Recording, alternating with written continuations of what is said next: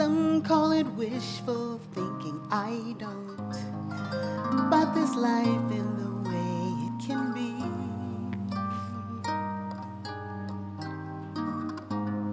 So much sadness seems like not enough gladness seems to me.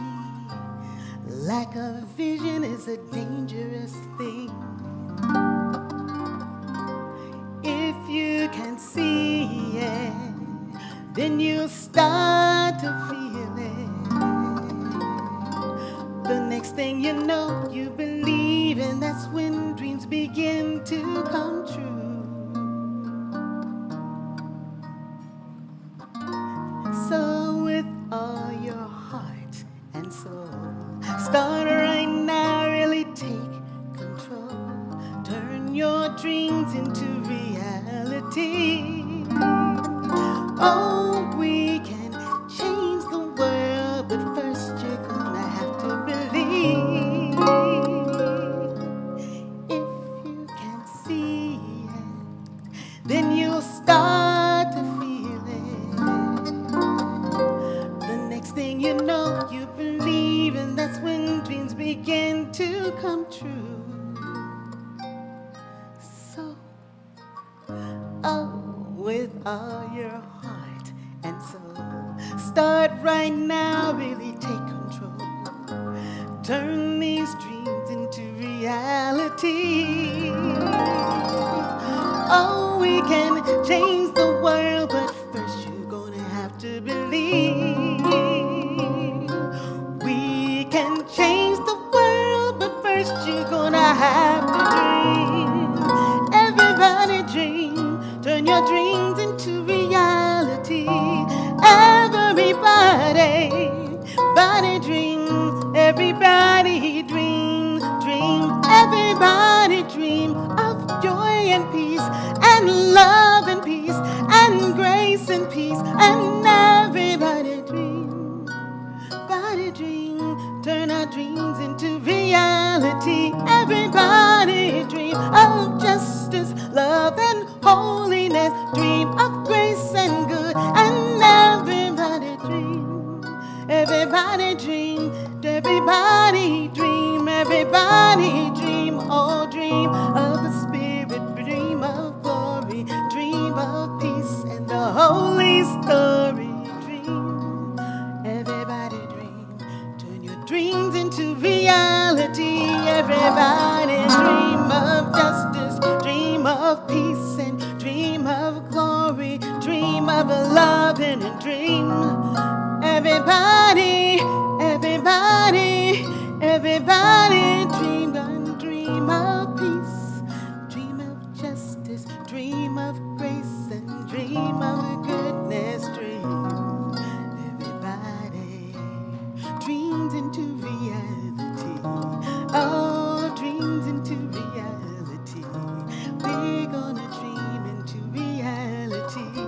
We're gonna dream into reality. We're gonna dream into reality. Gonna dream into reality. Gonna dream into reality. Gonna dream into reality.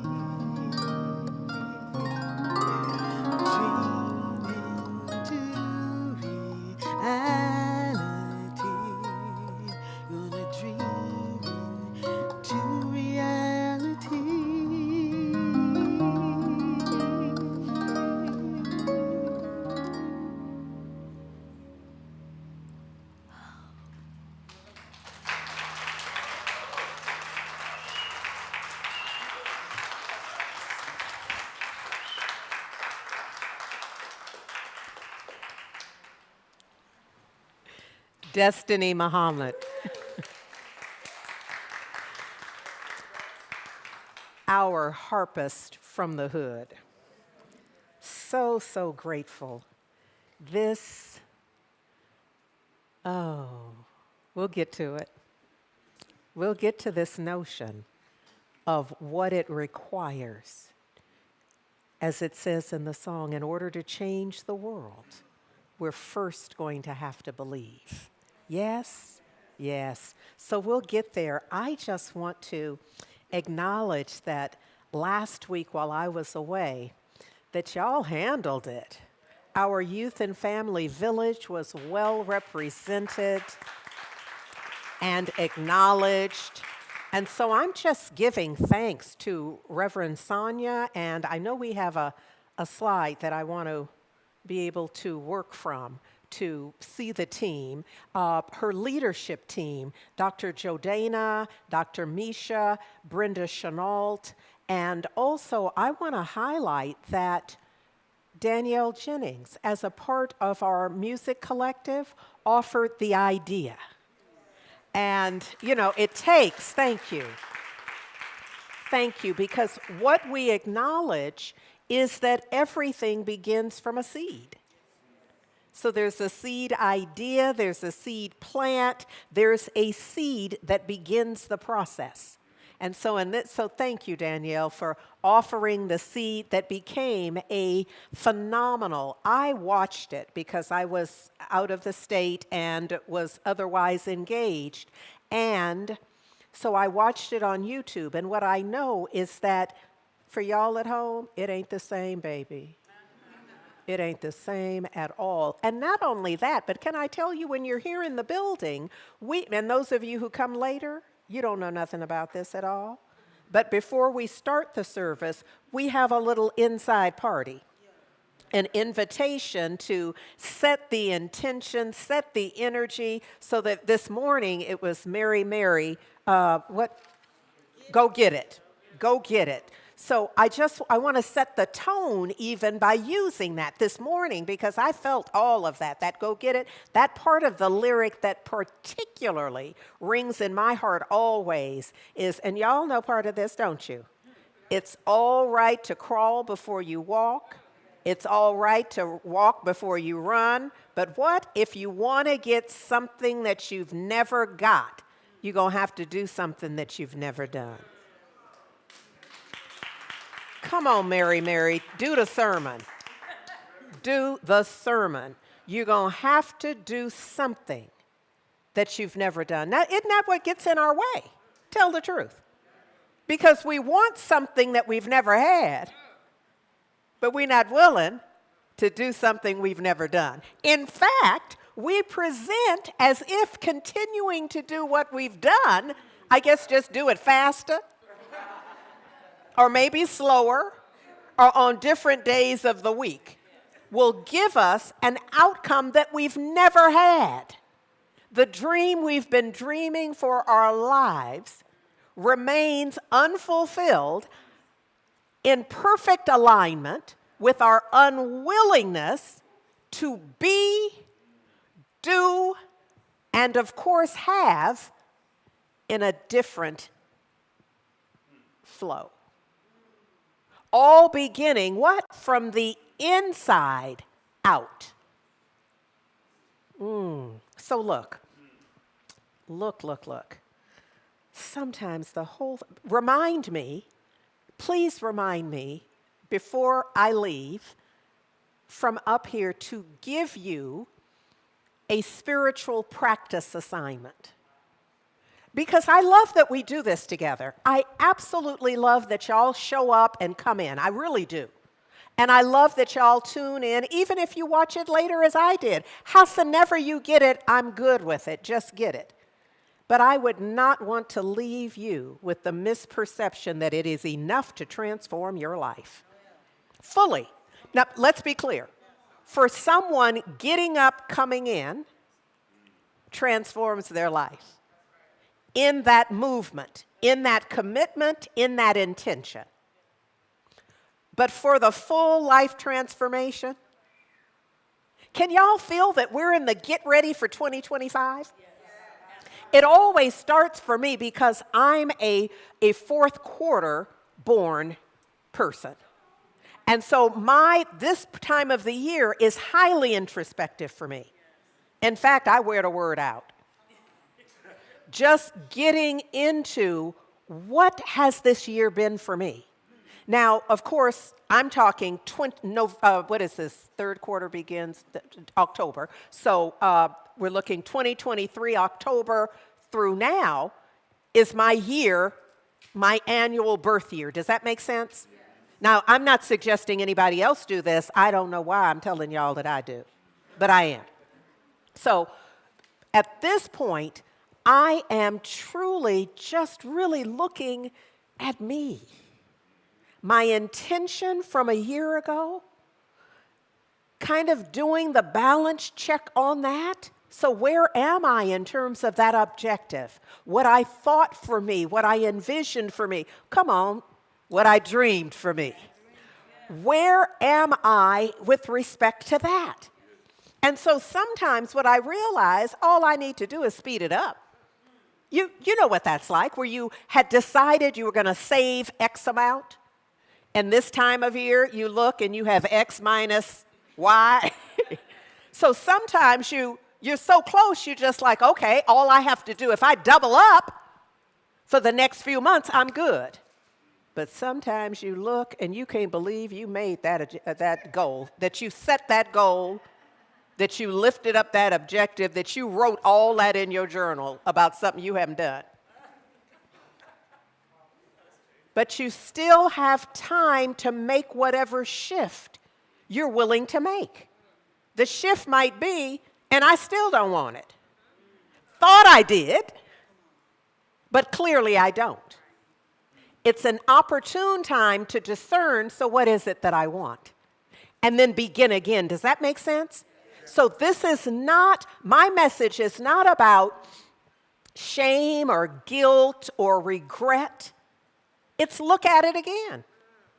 And it might be as simple as, oops, I completely forgot that was on the table. I completely forgot. Now, looking at it now, I remember everything that brought it on my list. I remember the movie I saw. I remember the book that I read. I remember the situation and circumstance that I was in that brought that to mind. Like, oh my goodness, I can do that too. And now I realize that I haven't done it. And if I continue doing what I've been doing, I will not have it done. But this is a moment of choice. A powerful moment of choice where I get to decide, am I letting it go? Am I altering it? Am I bringing it down to size? Some would say bite-sized piece. So that by the end of this year or by the end of first quarter, here's what I'll have with respect to this as an objective. This would be true about the entirety of our lives, our health and well-being, if you have a goal for that. And often we do. Is there anybody here who doesn't have some kind of health and well-being goal set at the first of the year? Isn't that what comes up for us when we set resolutions? There's something about it, and it isn't, when I say health and well-being, I don't mean diet to lose weight. I mean claiming another level of health. I'm going to do, I'm going to be, I'm going to have, I'm going to get more rest. It's my health and well-being goal might be about self-care. It may be about exercise. I don't know. But there's a point at which, for many of us, now some of y'all got this and gone. This message is not for you. This part of the message, at least, is not for you. It's for the rest of us who are challenged by our own goal setting, our own heart's desire. We are often challenged to do what's required in order to have it. And it is available. Not just in your mind and heart, it is literally available. The question is, well, Mary said, go get it. No question. Well, I guess it is. Are you willing to do what you've never done in order to have what your heart desires? I'm just out here on my own. Y'all didn't hear the question. These people over here are contemplating. What's y'all's excuse? Yeah, okay. It's us, the people at home. Come on. Be with me on this. About this question of our willingness to be as we've never been. And I don't mean for moments at a time. I mean to carve enough of a groove that really shifts our lives. Not to be it for the weekend, on vacation, at the spa, at the health spa while we go away and we do the fast or whatever it is, and then we return and we forget we've been there. Not that. I mean to make enough of a change in our living, in our day-to-day, moment-by-moment living, so that our lives are transformed to be much more like the vision that we have for our lives. Not anybody else's vision, but our own self vision. Does that make sense? Yeah. Okay, so let's get into this. I've been playing with, it is done unto me, it is done unto you, it is done unto us as we believe. And what occurs to me is that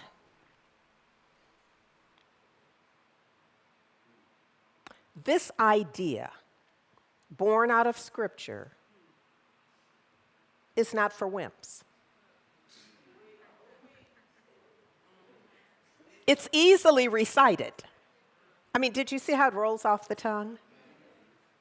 It is done unto me as I believe. Notice how I didn't change a thing. My life didn't transform in any way. I haven't necessarily shifted any idea. It's the truth. I almost said a truism, but it's the truth. It occurred to me that it's quite possible that we are not fully implementing this guidance, not because we're obstinate, but because maybe we don't quite know how. So this idea of belief, less by definition than by practice. When we believe something, it has a certain weight, a certain weight. It's concretized, if you will. It's like the ideas and thoughts and communications over time, those that have locked in. Now, there's some great ideas and truths that you can't even hear. At the vibration that each of us is living, there's that y'all know that, right? That there is that you don't even hear. Like they say dog whistles and people don't, it's that. So there's a level of truth that just scoots right by our discernment. Because we're not at the vibration of, I'm saying here, what I really mean is understand. But I want you to on that scale of from hearing, seeing, to taking it in, that's where I want you thinking.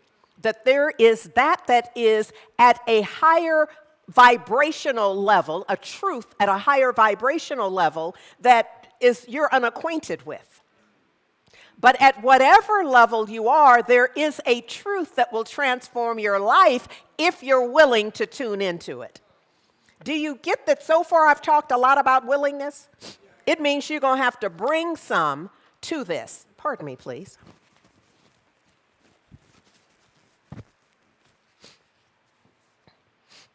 You will have to bring you and your consciousness, which is your awareness, to this idea, this possibility for shift. Shift awaits you, but do you see how that works? Shift is awaiting you, but you got to get there. You have to be there. You must be a part and party to it, yes? I hope that makes sense. Thank you. Any question about that? Just right where we are, because this feels foundational to me. And I'd love for us all to be,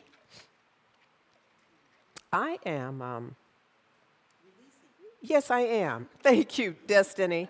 I'm doing a detox, and this is interesting that it's showing up right now in this way. Forgive me. It could have done all that while I sat there. Just goes to show you how not in charge I am. Any question? If y'all ever have questions at home, put them in the chat and they'll get them to me. I'm not promising that I'll always stop, but I love a good question. Now, the purpose for our Sunday mornings are not stump the minister. I just want to get clear, because sometimes the invitation to ask a question can bring out some interesting energy. Yeah, so let's just be clear. If there's something, though, that I have been sharing that is not clear enough for you to work with, you know, I get that this is not the class, but the trainer in me wants to make it a little mini class sometimes, I just have to say. So put it in the chat, they'll get it to me, and we'll see how it can work. If you're in the room, if it's relevant, and you're working with it right now, then raise your hand and we'll work with it to the best of our ability. If I see your hand and I don't answer, that means I'm on a roll and I can't stop right now. But we'll get to it. Yes? Yes. All right. So this notion here, okay. When I was last here, week before last, I shared with you a quote by Gandhi, which is, "Our beliefs become our thoughts." Gandhi says, your beliefs become your thoughts become your words become your actions become your habits become your values become your destiny. Thank you, Gandhi. I do not happen to align. I know that takes a lot of nerve because we're talking big guns. But, you know, look here, he's standing here on mic and I say, no, thank you. I thought when I first chose that, a week ago, at least, I don't know how long it actually, sometimes when I get here, we don't get to all the slides and all of that, so I don't know when I put it in. When I put it in, it made sense to me. But since I've been really focused on this idea that it's done unto you, it's done unto me as I believe, I'm like, no, thank you, Gandhi, that really is not it. You can't start with belief and work your way somewhere. Go from belief to thought? No, sir.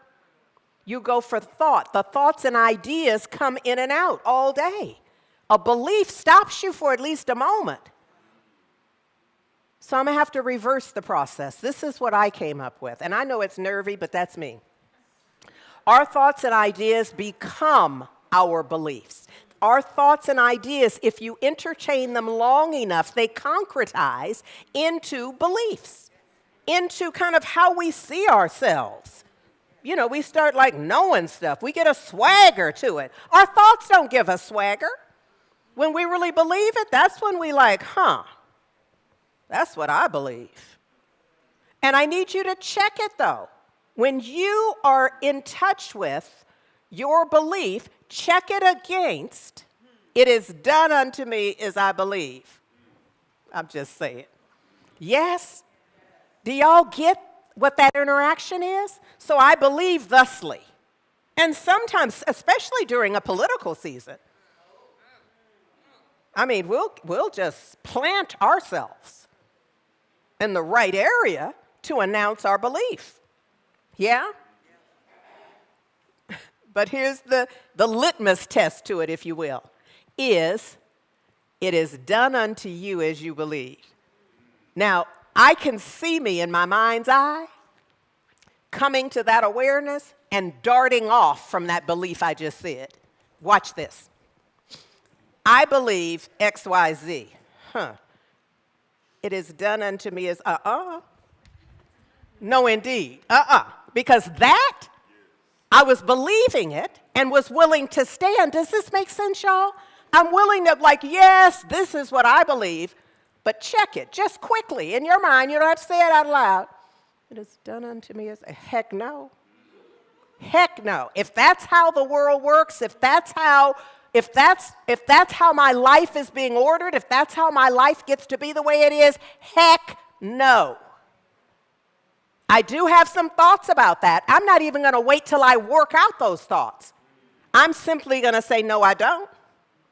I don't believe that because I can't afford to. I cannot afford to believe that. I don't care who says it's true. But if it's done unto me as I believe, I ain't believing that.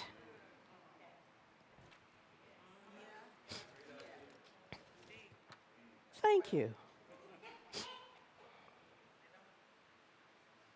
Aha. So this is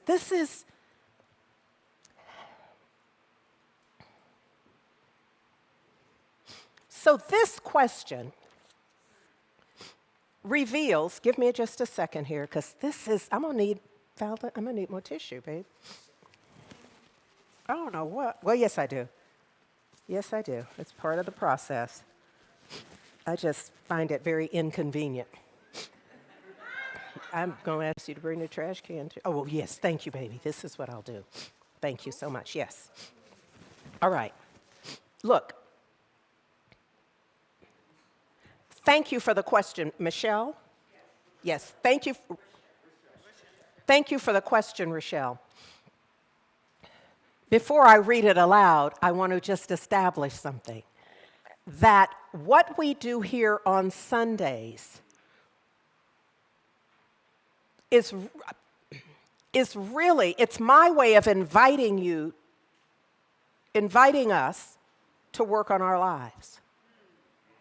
I wouldn't want you to believe this is it. You know, take some photos of the slides, get a few notes, ask me to repeat a couple of things, and you good to go.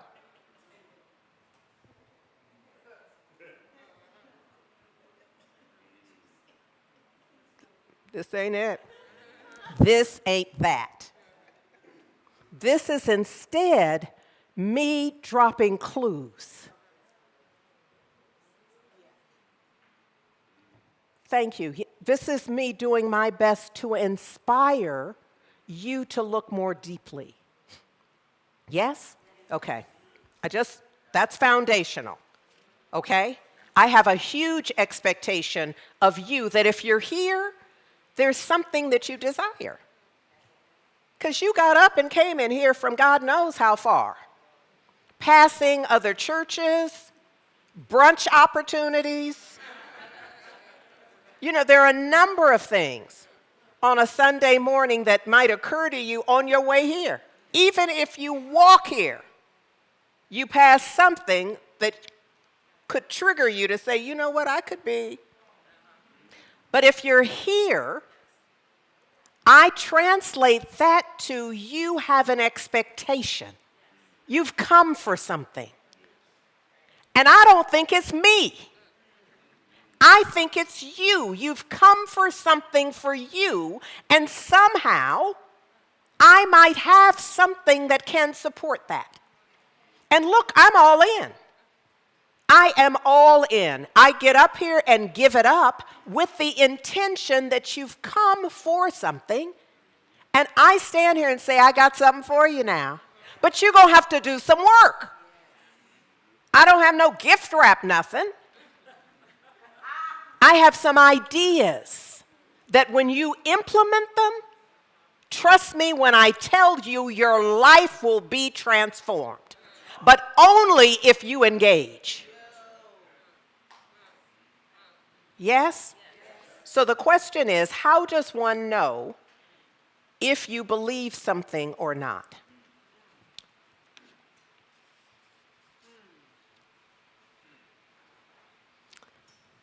Let me just say, I consider this, no offense at all, no offense intended at all, a false question.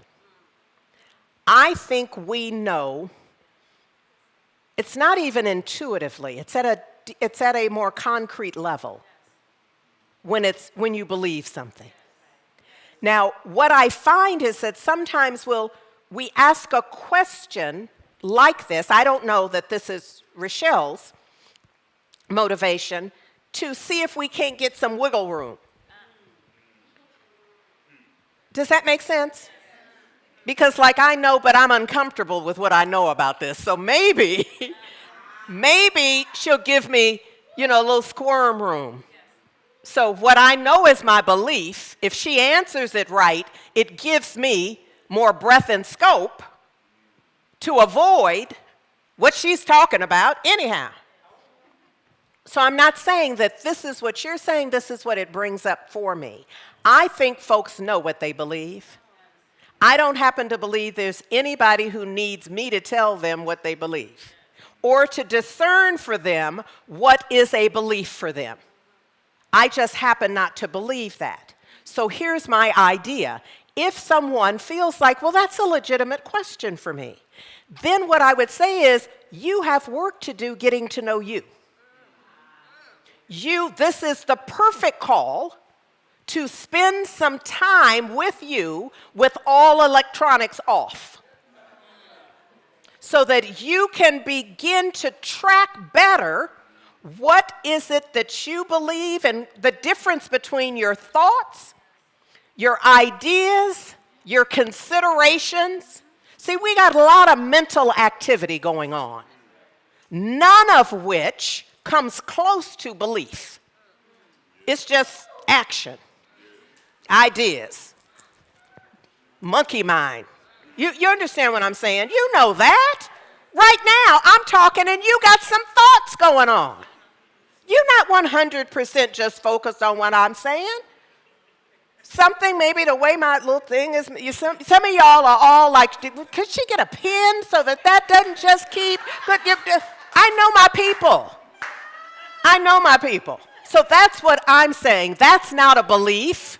That's some of that monkey mind activity. And sometimes we fire up the monkey mind so we don't have to focus on the real deal. Let me just be, your question was good, girl, because it unlocked a whole bevy of good stuff, of awareness of how we'll hide from knowing our true belief. Thank you. They owe you. Somebody ought to pass a little hat. And we just label it Rochelle because that was a good one. Look, oh, Lord, okay. Okay, all right. It's good because it's still, we're still in the range of what we're doing here.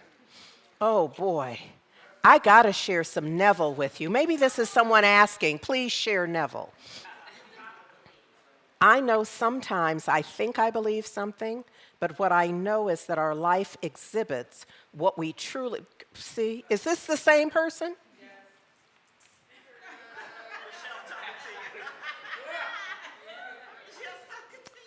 Now, if you just want to do the talk,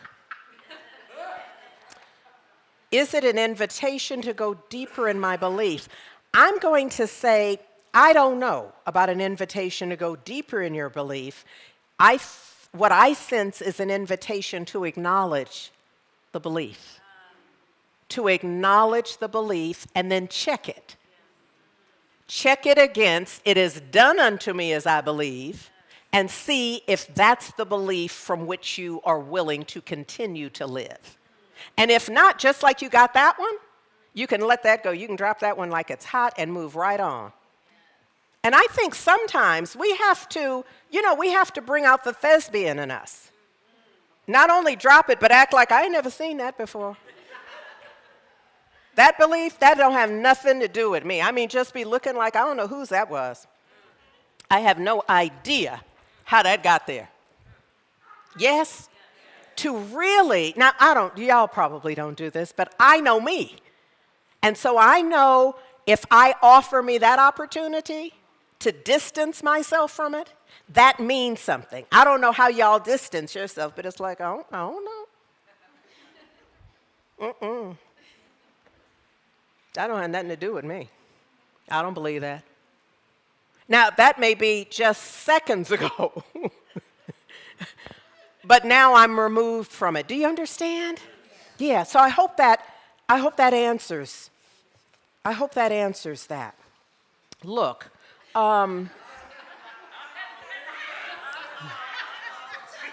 okay, that's ooh-wee. Okay. All right. Yes, you are. This one's, is this the person's tag? Oh, okay. Well, I like it. It says, I am spirit alive. I'm like, yes, you are. Yes, you are. I didn't, and then What if you believe it but just can't feel it? Well, see, that's the thing about, oh, that's okay. So back to that first question. Oh, okay, so maybe there's more. I thought there needed to be some work about belief. The first question was, how does one know if you believe something or not? To this person, I would say, if you can't feel it, you don't believe it. Because belief is linked to your feeling. It's the heart. It's what I call heart-mind. So you know it in your mind, you feel it in your heart. For every belief, there is that coordination, that alignment. Does that make sense? So what I'm going to say to you, it is true. You are spirit alive. And if you're not feeling it, you don't believe it. Now, that's okay because you may be working yourself there. It's the continuum. It's an idea. It's a desire. One day I will believe that. Let's use health and well-being, for example. So many of us have been trained, enculturated to accept and believe that disease, dis-ease, and isn't it interesting what they call it? Runs in your family. And so I don't know if it's like knees to chest run or girly run. I mean, I just don't know what kind of running these diagnoses are doing in y'all's family. And I'm saying it that way on purpose because I want you thinking likewise. I want you breaking up some of these ideas that are not true, that we have come to believe. And if you can make them funny, if you can laugh at them, they no longer have the power of control that we have often given long ago. Does that make sense? Okay. So look, So I want to talk about imagination. Oh, Lord. Oh, well, maybe not. If all my papers, they didn't throw, these are mine. Yeah, that's mine. Okay. Well, I'm just wondering what kind of sign is that? like we just go throw your notes away. Oh, look. Wow. Okay, I'm going to tell you the story that Neville tells. He tells this story about a young woman who lived in Northern California, and the father just made sure that whatever the family needed or wanted, they had. And then the father died, and they found out that maybe there wasn't the infinite prosperity from which they were living, that maybe that wasn't as concrete. So the mother made a decision to move the family from Northern California, northern to where we are, to San Francisco. This is decades ago. So, so she takes a job, the young woman in San Francisco, she takes a job so that she can contribute to the family. I'm trying to paint the picture of what's needed here and how she's feeling. So one evening, her first Christmas Eve in San Francisco. Now she's come from this other experience. That experience devolved into the absence of everything they had known, and they really felt ridiculed because of the way people can be from that. So now this is her first Christmas Eve in San Francisco, and she's on the trolley car. And she says there are a bunch of youngsters there, and they're singing, and they're happy, and she just could not restrain herself from crying. And when she realizes that it's raining, she kind of leans her head out so that, she'll just get wet. But she is literally crying because she's experiencing others in joy, others experiencing joy and happiness when that feels like it is totally unavailable to her. Anybody been there? Anybody been in a place where, come on, y'all at home, don't act like you don't hear me. Come on. So we understand what that's like. Here's what she said to herself he says, when she tasted the salt from her tears, she said to herself, This is not a streetcar, but a ship. I'm not tasting my tears, but the salt of the sea in the wind. While she physically held the rail of the streetcar, she mentally touched the rail of a ship moving into Samoa. Do you see what's happening here? So she has a reality, and she is deciding in the midst of the reality to create another reality. So she is imagining. I'm trying to say something here. Y'all make me work hard to get these ideas out here. Yes? So she is imagining that these, not the tears, it's not the salt from her own tears she's tasting, but the salt water. She has transported herself from where she is in the physical effect to her causal vision. Yes? All right. Physically tasting the salt of her tears, she imagined she was in the salt of the sea. It was the salt of the sea. As the streetcar reached its destination, she was entering the Bay of Samoa, feeling the moonlight shining on her body and hearing a voice say, "Isn't it a heavenly night?" So she's in her imagination, yes? 2 weeks later, she receives a check for $3,000 from a law firm in Chicago. It seems that 2 years before, her aunt left the United States and requested that if she didn't return, meaning if she didn't live to do all she was going to do, that money should be given to her niece. So within a month after she got that money, the girl was on a ship sailing for Samoa. Coming into the bay, she saw a ship plowing through the water, leaving lovely white foam in its path. In the moonlight, as the moonlight touched the wake, its spray touched her face, and a man standing near said, "Isn't it a lovely night? A heavenly night, sorry. Isn't it a heavenly night?" At that moment, her outer senses experienced what she had used in her inner senses to make real. Now, here's the thing with us. There's going to be some of us who believe that ain't true. That's just the story he told. Those who said, well, it was so long ago, that couldn't happen now. And then there's a group of y'all who will say, well, I guess it's possible, but I don't know if I could work my imagination like that. And then there's a group of folks who be like, I need to go. I can't stay for the rest of the service because I got some imagining to do. Yes, and it's okay wherever you are on the spectrum with how you respond to this. Because the key here is to engage all of this question about believing and feeling is related to this. Because this requires this imagining so clearly and so concretely that we believe it ourselves. Because we all know now, based on his telling of the story, that she was on the San Francisco streetcar. She wasn't no sea water splashing on her, but in her mind. Now, we've done this, but too often, we have done this so vividly that it scares us spitless because we are imagining something we don't want. And we imagine it with such vividness that we begin to maybe have heart palpitations.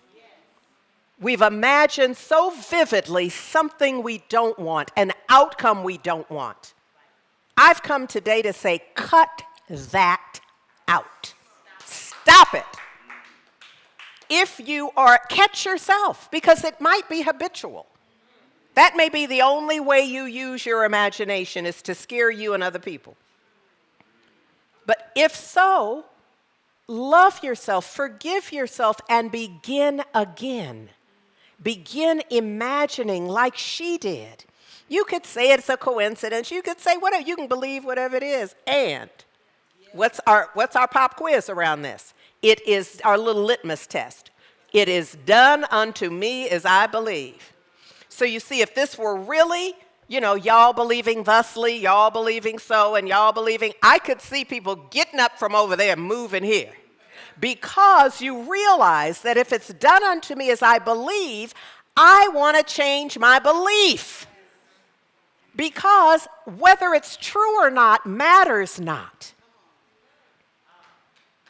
in terms of accuracy. It's true in principle. Do you understand what I'm saying? The universal principle embedded in it is truth, whether you believe it or not. If you choose to believe it, you can actualize it for you, but only if you believe it. Do not think. This is one of those, like on the infomercial of, do not try this at home. If you don't believe this, it don't matter if you're at home or in the room here. If you don't believe it, don't bother trying it. I can tell you now it's not going to work. You don't have to come back to me and tell me I tried it and it didn't work. I'll tell you, if you try it, it won't work. Because you will have to bring an underpinning of believing what you are thinking and feeling, which makes for belief in its own way. I feel like there are more steps in there. There's more stuff that has to be with it. But for the short of it, yes? Oh, Lord. Oh, my Lord. Okay, I got way too much paper up here.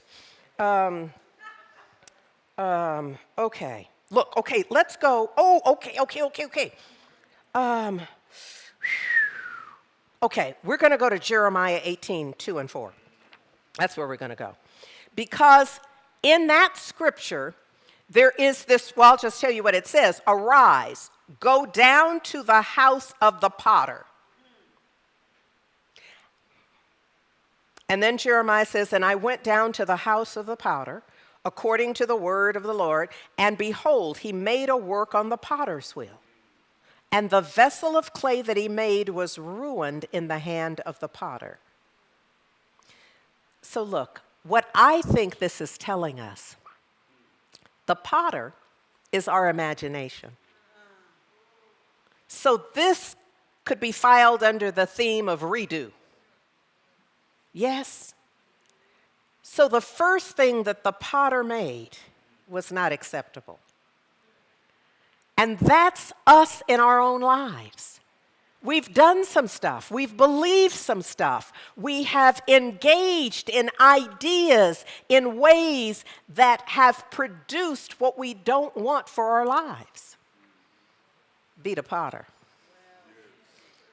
Have you ever seen a potter work? What do when it's not? They just slap that thing right down, right? Bam. And some of us are like, no, like it was good enough. But a potter knows something we don't seem to know. Be the potter in your life. Yes. Can you feel that?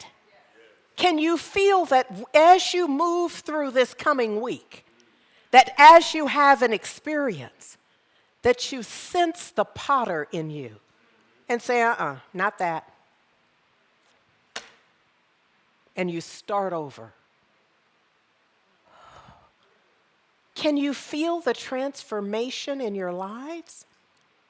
Can you feel how that, especially approaching it with, that's the way it's supposed to work. You haven't failed. That's what you got to do. If it's not the way you want it, how do you create it the way you want it? Oh, yes? Y'all need what? Oh, well, yours was just a quiet yes. Thank you. I respect a quiet yes.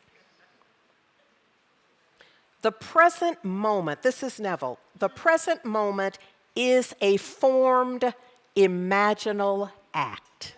You better ask somebody. Come on now. The present moment, whatever it is that you are experiencing right now, is a formed imaginal act. There are few services or few speaking opportunities that I have where somebody doesn't come and say, I wasn't going to come today. I had no intentions of coming. In fact, I was headed and wasn't going to do and all the things.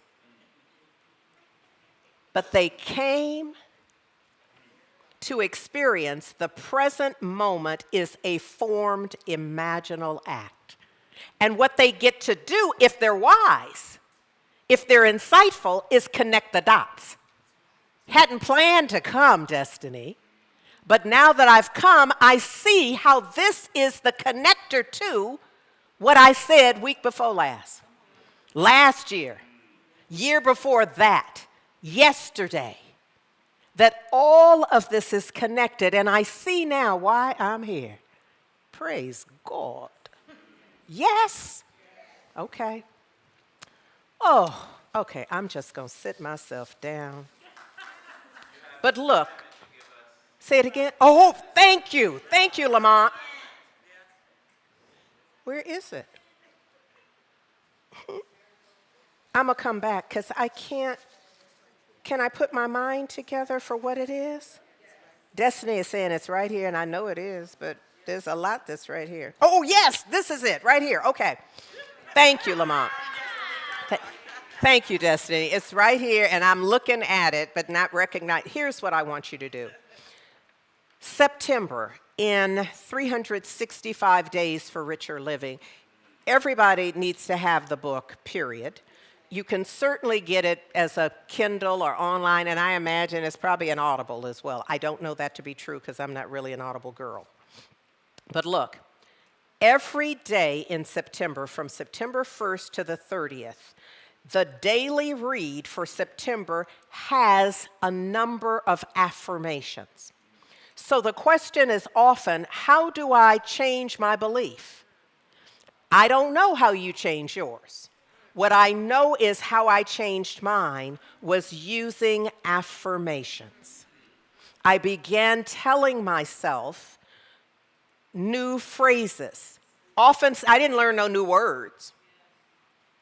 I start using the same words I already had in my vocabulary in a different way. I start choosing them from a different intention, and I started putting them together in new and creative ways that lifted up the possibility for my life.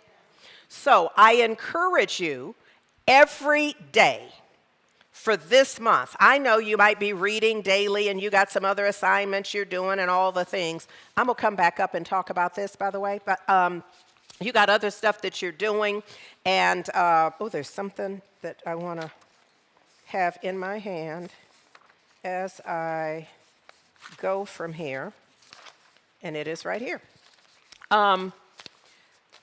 And add to that, please, add to whatever else you're doing as your spiritual practice, some of the readings from September.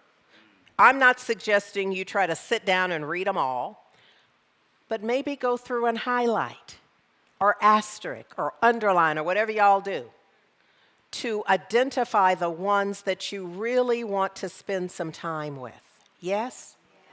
And then spend some time with them so that we can begin individually and collectively up-leveling our beliefs.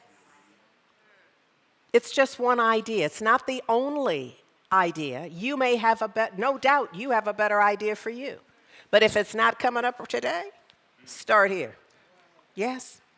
So look, as you are reading these affirmations, here's the real part of the assignment, to think on those things. Think on the things that you're reading. Choose just a few. Don't try to read all, what is it? It's probably at least 7 for 30 days. That's over 200. Don't try to do that. Pick 5 or 6 for you. And think on those things. Destiny wrote a song, Think on These Things.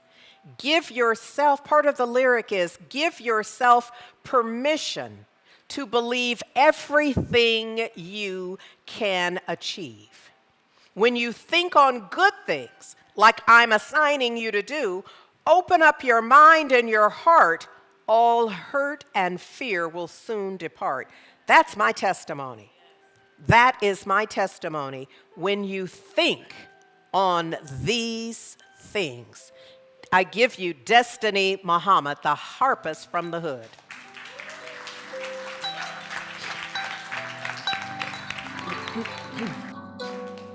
Things bring joy and peace. Whatsoever things bring harmony, think on these things. Give yourself permission to believe everything you want you can achieve when you think on good things. You've got to think on these things, for as a man thinks, so it shall be. You've got to think on these things, so as you think, so it shall be.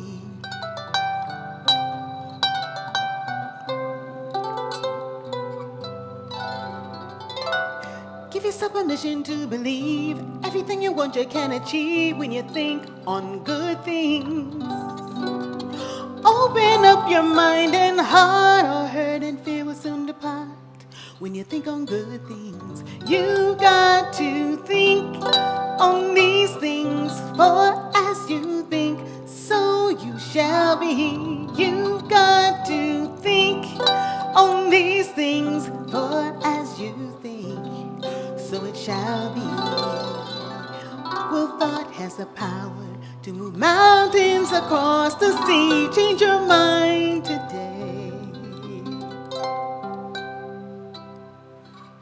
Whatsoever things bring joy and peace, whatsoever things bring harmony, think on these things. Open up your mind and heart, all hurt and fear will soon depart when you think on good things. You've got to think on these things, for as a man thinks, so it shall be. You've got to think on these things, for as you think, so it shall be. You've got to think on these things, for as a man thinks, so it shall be. You've got to think on these things, for as you think, as you think, as you think, so it shall be, so it shall be.